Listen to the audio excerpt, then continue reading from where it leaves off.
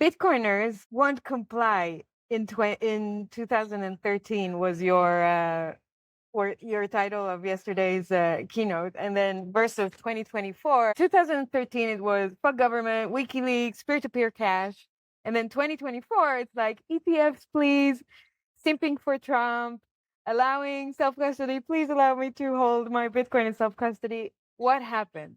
Yeah, of course we were complaining about that, but we're not surprised about that. It's growing, and when you grow, you have to compromise on purity a little bit. So let me put it this way: the slide was pessimistic, was a joke against this kind of evolution, but my real stance is optimistic.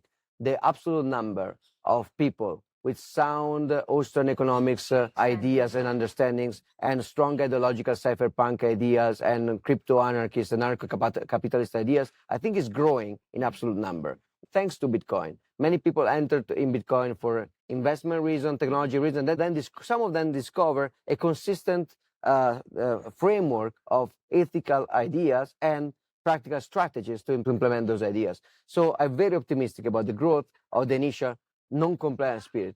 The problem is that the absolute numbers are growing, but the adoption is growing more. Yeah. The hype is growing more, and the mainstream hype is growing more. So now I have more anarcho-capitalist, committed, non-compliant, rebel friends that I had back in 2013. But over the number of people interested to Bitcoin, that percentage is shrinking in a relative way. So I think that's to be expected. It's natural. It's growing, and a true rocker will tell you that when rock and roll went mainstream, of course, now it's all commercial shit. The true rockers are still there, but it's inevitable. You cannot have adoption and purity at the same time. It's important that the core, the nucleus, the best companies, the best developers, the decision makers, the project builders, those guys are stay focused in the core values. And then, the parasitary adoption, these guys that will use the thing without participating, they can be ideologically compromised as long as they don't get to decide, they don't get to corrupt the core. So the slide was in order to create some reaction, but I'm fairly optimistic. I discussed a lot about Trump.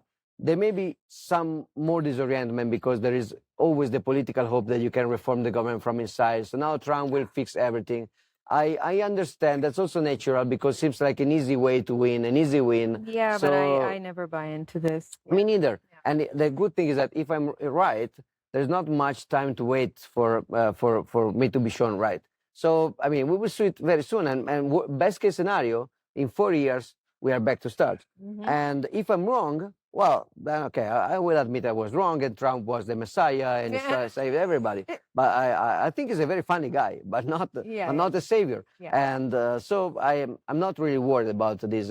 As long as we have strong ideological commitment in the core of the ecosystem, the fringe can become a little bit retarded and still fine.